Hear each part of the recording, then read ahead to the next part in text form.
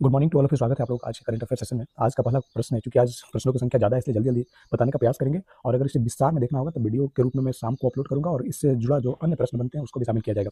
आइए, पहला प्रश्न है, भारत की अध्यक्षता में संपन्न हुई 2 दिवसीय ब्रिक्स विदेश मंत्रियों की बैठक 2026 के मुख्य थीम क्या था? तो थीम था building for resilience and innovation cooperation and sustainability, यानी ऑप्शन नंबर 20 का सही उत्तर हो जाएगा।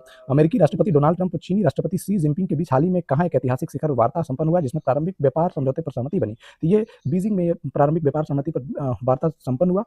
अगले प्रश्न पे चलते हैं। वैश्विक राजनीतिक प्रयासों के बाद हाल ही में इजराइल और किन मध्य पूर्व देशों के बीच युद्ध विराम को 45 दिनों के लिए बढ़ा दी गई है? तो ये लेबनान के साथ 45 दिन यानी अगले 45 दिनों के लिए सीज फायर बढ़ा दिया गया है। प्रतिवर्ष 16 मई की दुनिया भर में कौन सा दिवस मनाया जाता है? यानी प्रतिवर्ष 16 मई को शांति से एक साथ रहने के लिए अंतर्राष्ट्रीय दिवस international day of living together peace के साथ मनाया जाता है।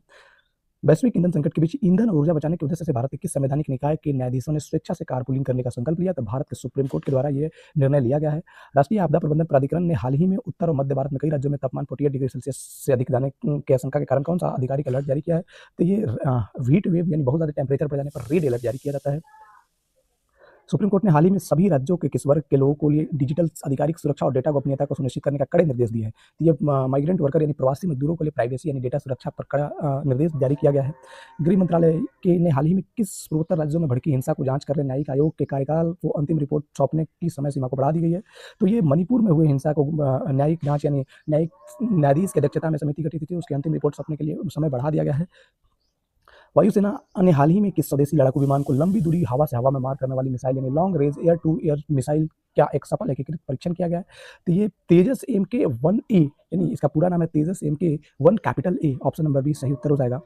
हैदराबाद के किस प्रसिद्ध स्पेस स्टार्टअप ने प्रोजेक्ट गरुड़ के तहत 500 किलो वर्ग के सैटेलाइट प्लेटफॉर्म विकसित करने के लिए 105 करोड़ फंडिंग मंजूर की है? तो ये ध्रुवा स्पेस के द्वारा 500 किलो वर्ग के सैटेलाइट प्लेटफॉर्म विकसित करने के लिए 105 करोड़ फंड की मंजूरी दी गई है। भारत के शुरुआती चरण में अल्जाइमर रोग के इलाज के लिए स्वीकृत की गई देश की पहली डिजिट मॉडिफाई थेरेपी दवा का आधिकारिक नाम क्या है? तो ये लॉरमल जी ऑप्शन नंबर 20 का सही उत्तर हो जाएगा। ये दवा का नाम है। किस राज्य सरकार ने हाल ही में संयुक्त अरब अमीरात और सऊदी अरब के बीच कानूनी रूप से स्वीकृत अगरवुड चिप्स की वाणिज्य निर्यात शुरू कर दी है? तो आसाम में बना अगरवुड के चिप्स की वाणिज्यिक निर्यात शुरुआत ये यूएई और सऊदी अरब के साथ कानूनी रूप से कर दी गई है।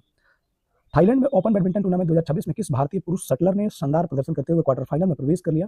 तो ये लक्ष्य सेन ने क्वार्टर फाइनल में प्रवेश कर लिया है। अब अगला प्रश्न है कि इस मेमोरियल शूटिंग चैंपियन में किस भारतीय ओलंपिक खिलाड़ी ने 10 मीटर एयर पिस्टल स्पर्धा में स्वर्ण पदक जीता? तो सौरभ चौधरी ने 10 मीटर एयर पिस्टल में स्वर्ण पदक जीता। इसी शूटिंग चैंपियन में महिला वर्ग के अंतर्गत 50 मीटर राइफल 3P स्पर्धा में किसने गोल्ड मेडल जीता? तो साक्षी पंडेकर ने गोल्ड मेडल जीता। तो आज के लिए जो महत्वपूर्ण MCQ था उसको हम डिस्कस किए। Thank you.